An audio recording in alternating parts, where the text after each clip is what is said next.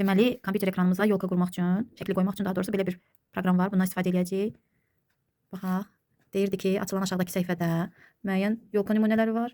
Onlardan birini seçəcəyik. Baxaq hansıları seçək. Aha, gəldi nümunələr. Hansını seçək uşaqlar?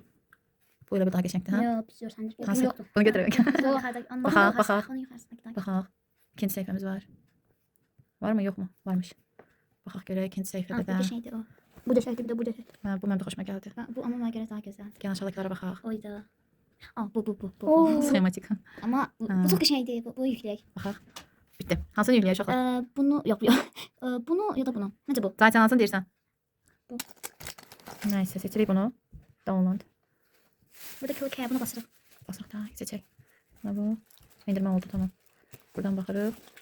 Bunu yəqin belə edirik. Və məncə artıq düşmüş olacaq. Buradadır. Düşdü. Şirindir. Qəşəng. Mən gələk. Aba. İstədiyimiz yerə hərəkət etdirə bilərik. Qoy yerinə, qoy yerinə. X mas. Belə.